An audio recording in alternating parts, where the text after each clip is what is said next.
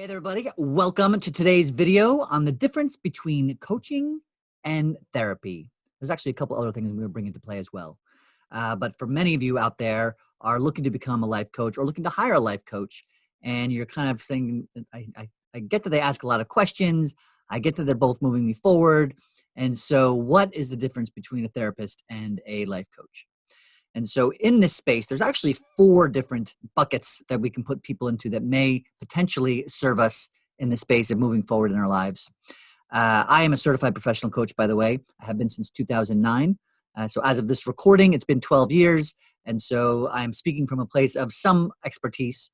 The 4 buckets that I'm going to talk about today are 1, coaching, 2, therapy, 3, consulting, and 4, friendship. Friends or family. We'll put friends and family together.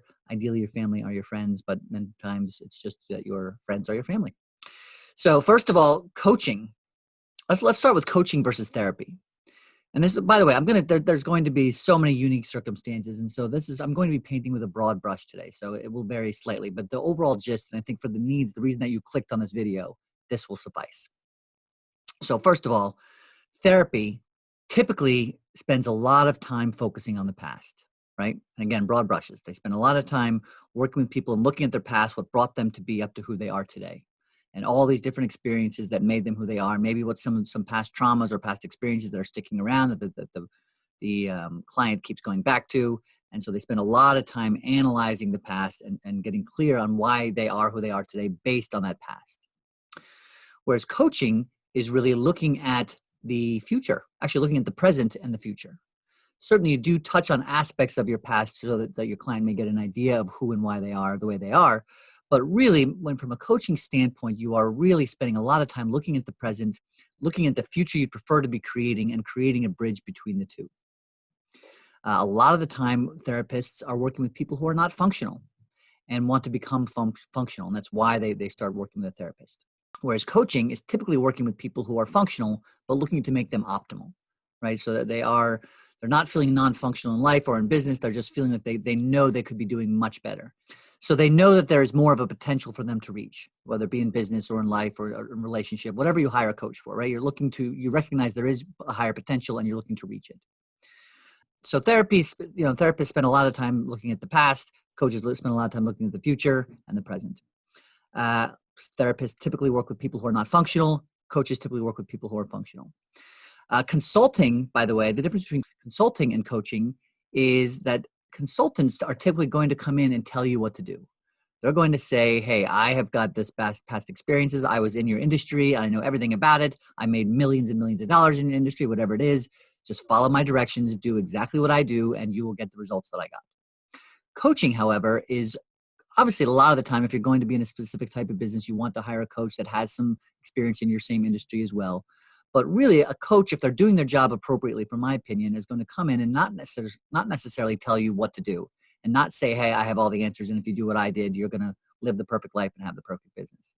A coach is going to come in and ask you the questions, because they're going to recognize that you have the answers within, but you are blocked by your fears. You're blocked by your limiting experiences. You're blocked by your limiting beliefs.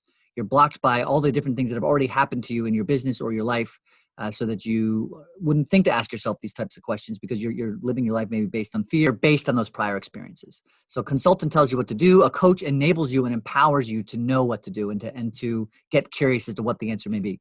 Now, in my opinion, there's obviously great use for both of these things. I think if you don't have the time or you don't have the inclination to be learning about whatever it is that you need to have done, then that is a great space for a consultant.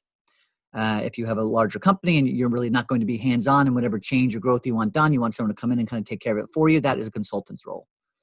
And by the way, it might also be a coach's role in the sense where if you want the people who are working for you to learn what to do, you may bring in a coach. But if you're a solopreneur, if you're running your own business and you want someone to come in and teach you how to do it, a coach is, in my opinion, a better way to go, because they're going to empower you to come up with the answers yourself so that you learn. The best way to learn is by doing, in my opinion, and from my experience. And so they ask you questions and they hold you accountable and they help you to look into the future and create a path that you want, not one that they wanted in their business in years past. So a coach is going to come in and help you to be the best version of yourself in a business or in a personal space.